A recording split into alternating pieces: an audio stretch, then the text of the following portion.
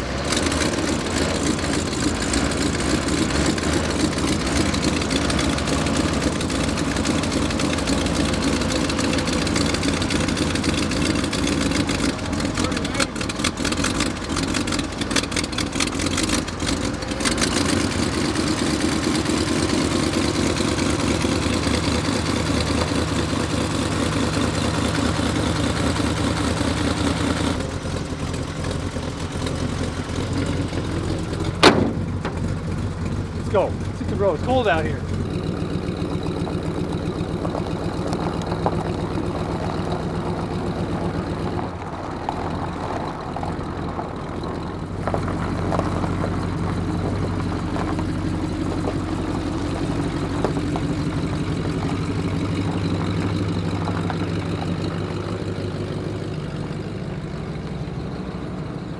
Man, success!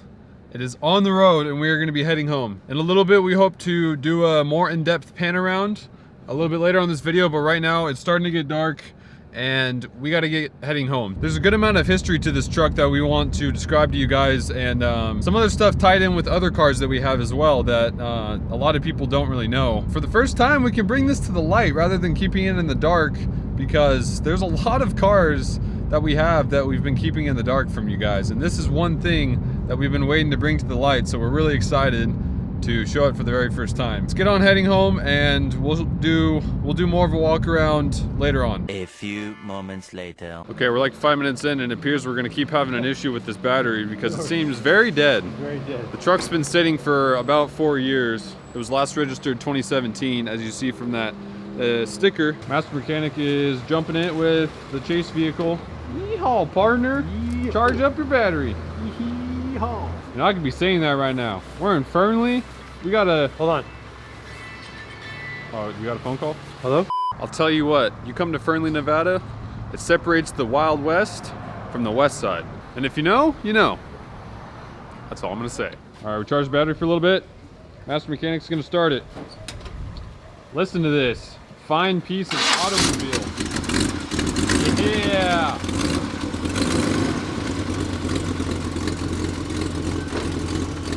It's too dark outside. I can't see under the hood. You know, there's nothing to see. There really is nothing to see right now. Nothing to see there.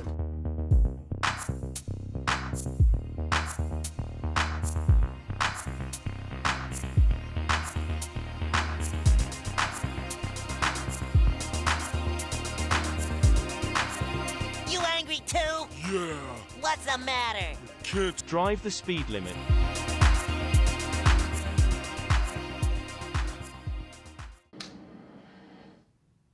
Master Mechanic says I'm getting interrogated right now. So we drove 200 miles to Bishop, California, and we got a hotel for the night. Gather up our belongings in this here hotel. Let's head on out. Come on.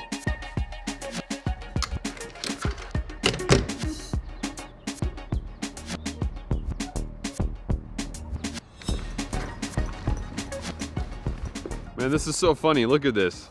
This thing looks like the biggest piece of junk out of everything. Look at this. Yeah, okay. Decent, decent. And then look at this thing. So the master mechanic is checking the fluids on it, making sure everything's okay. He is noticing some of the training fluid is leaking out. Yeah, we got a little bit of a training leak. The truck's doing good. It drives good. The tires are pretty round for sitting for about 5 years, but other than that, it's doing pretty good. But let's get back on the road.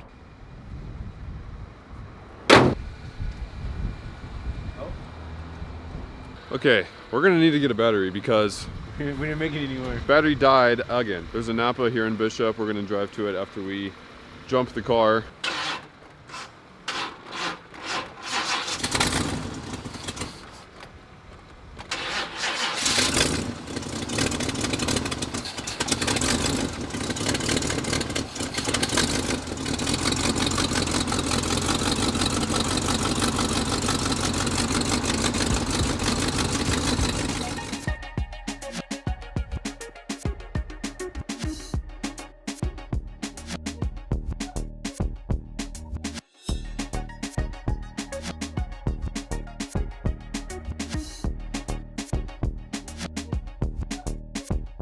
We stopped in the first town south of Bishop, which is only like 8 miles south. And it seems, I don't know, we're not too confident in the switching over on the dual tanks. For those of you that know, square bodies, they came with an option for dual tanks. So, because we tried to switch it over and it didn't seem to, it either didn't seem to work or the other tank was empty. Thoughts, comments, concerns?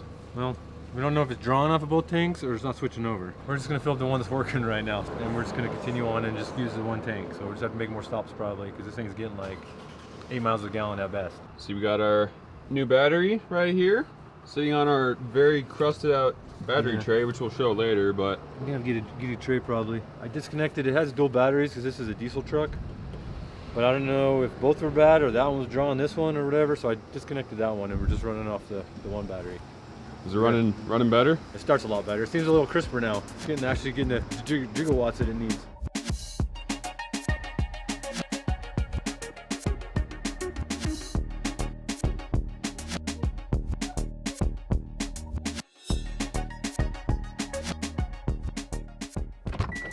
Man, it's windy here. Holy cow. You feel that wind? Yeah, I definitely feel the wind. I've had some oil in it. Because I checked it this morning and it seemed like it was the same level, but I was driving on the road and the oil pressure started waving at me. So I think it's a little low. I'm gonna add some oil to it.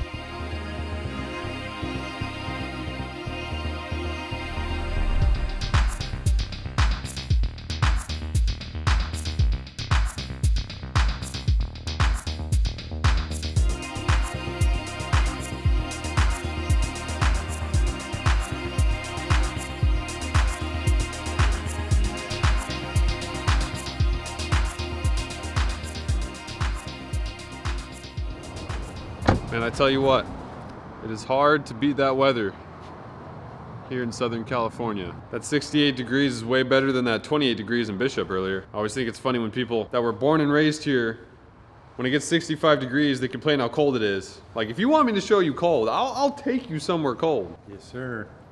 Yes, sir. Now the master mechanic's tired. We can't finish the video. Man, I'm beat. I'm over driving. I tell you, I'm glad I'm back. This guy's enthusiasm went from here and just went like this. Woo. Here is our dilemma. We got a full shop, and this is where the truck's gonna go. What is your plan, master mechanic? I'm gonna go ahead and take my Nova that we Built own and built. home, Own home. our own home.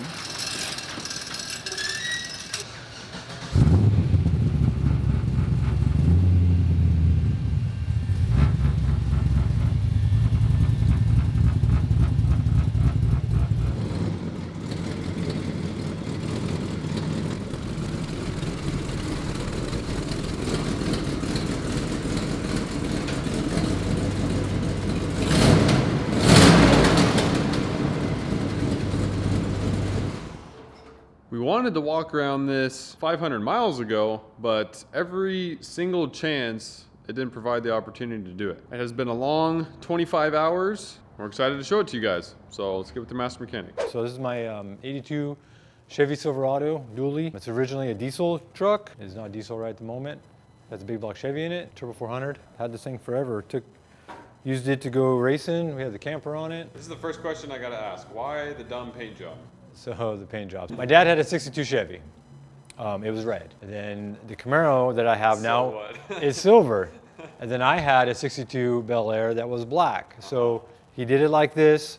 So whichever car that we towed to the track or whatever, it was a color scheme. It went with the truck. They went together. That was his idea. I was a little surprised when I came home, but he's so proud of the paint job. I couldn't really say anything, but that's why it's painted like this, because of his red 62, silver Camaro, and a black Bel Air. Like, I understand the idea, but why didn't he do like all black and then like maybe a small silver stripe and like a small red stripe somewhere or something? That's a good question. Great question. As a camper, because I took it to Redding, cool April nights, went to Sacramento, drag races. We tow the car with the truck. So ditching the camper. It's been on there for a long time. It's kind of rough. Like I said, it's an original diesel truck, which is kind of cool in California because this truck at 82 is smog exempt. But we are going to put it back to a diesel truck. We're going to put a Duramax in it with the Allison, so it's going to be a diesel again. Obviously, we're going to lower it. This is all stock height. We're going to get rid of I don't know what you want to call that, exhaust out the side. That's some nice side exit exhaust. Yeah. So that's probably the second question. Why does it sound like crap? So yeah, it does. So this engine is a crate engine. It's a 502. So it has a different casting on the block than before this. It had a 454 in it with these manifolds and everything, and everything was fine. So my dad changed it out. You leave somebody alone for a minute. So he put this engine in here, and the block over on this side has a casting on the block that the 454 didn't have. So he went and threw the manifold on it, not noticing, tightened it up. Well, it hits a casting and it blew a hole on the inside of the exhaust manifold. So it's got a silver dollar hole on the manifold. So as you can see, it's a factory AC truck, but everything's been taken off. So when we convert it, we're gonna hook everything up. We're gonna put AC back on it and have a nice tow vehicle. This is gonna be our new tow rig. Down the road, where this engine in training, we have another home for this engine in training. I left this air cleaner loose. I want to show you here. It's full race ready, man. We got our milled choke tower, quick change, vacuum secondary, racing carburetor. This thing gets like 8 miles to the gallon. It's unreal. But it has no problem going up a grade though. So this thing was leaking oil, and I didn't realize it was leaking so bad, and it was so cold I really didn't want to look at it. So we're trying to get it down more south where it's warmer and the wind wasn't blowing so much. But I was cruising along, and all of a sudden the oil pressure gauge started waving at me, low on oil or something's going on. So I pulled over and stopped. And the first time I did it, I just added more oil to it and kept going because it's still freezing cold. And then I got a call saying it's getting pretty bad.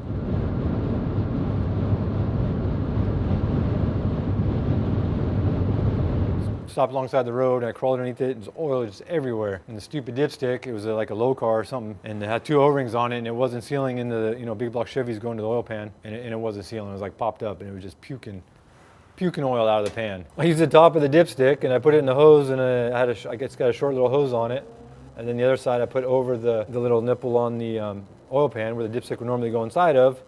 So I have 2 clamps and a dipstick cap, and tighten it down and solve the problem. No more oil leak. Poor chase car it needs to be washed. It's all spotted up now from oil.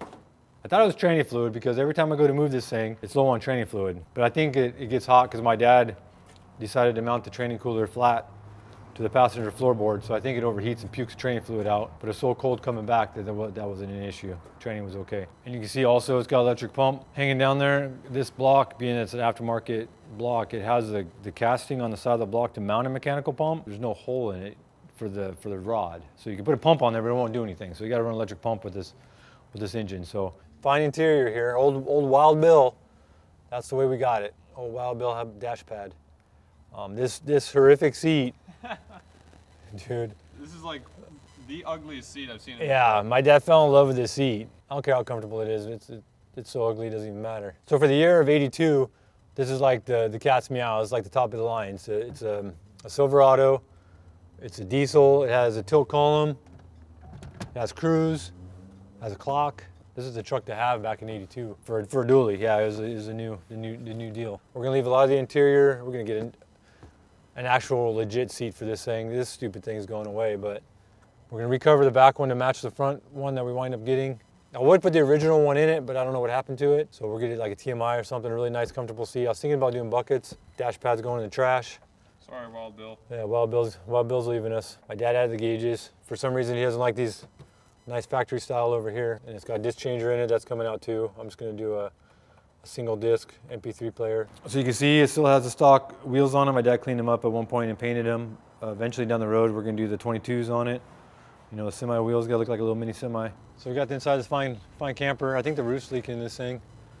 But we got the original hood that came on it. My dad still had it. His bumper, probably gonna have to get a new bumper because if you stand back and look at it, it's bowed down and then somebody added this plug. This wasn't here. My dad did this, ran the camper into the corner there, but I think I could fix that pretty easily. Oh yeah, I almost forgot a little ZHP fun fact. This is a camper that my sister put the stroller up on right there in the corner, and that's where it came off and hit the Camaro, and that's where the dent in the fender came from. So this is a setup of what caused all that. Minus me, this truck pretty much had my whole entire family in it, all my sisters and everything. They went down for my grandpa's funeral. I didn't make it because this knucklehead that's holding the camera was born, so I didn't go. But my whole family, which is really weird because my parents got a divorce, so my mom was in the front, and then my dad was driving, and all my sisters and brothers and everything were in the back of this thing, all loaded down. Kind of weird. So it was a little weird driving it back. All the memories and stuff that we've done with this crazy truck. So like I said earlier in the video, we were very happy to be able to bring this to the light and to show you guys for the very first time, because there is still a lot of cars in the dark that you guys have no idea about, that we haven't even talked about, we haven't shown. And that engine, like we said, we're pulling that engine out and putting it in a different car. That car you guys haven't even seen yet. So you want to hit the subscribe button down below. You want to see us pull this engine out and put it in a different car, because that other car is like... Oh, that's a 10. That other car is like the cream of the crop when it comes to classic cars. Man. What do you picture when you picture a Chevy? Like the Chevy to have. What do you picture? When you say American classic, what is the American classic you think of? Ooh, you think about that one. We'll show you what You it hit is. subscribe and you think about it. See ya.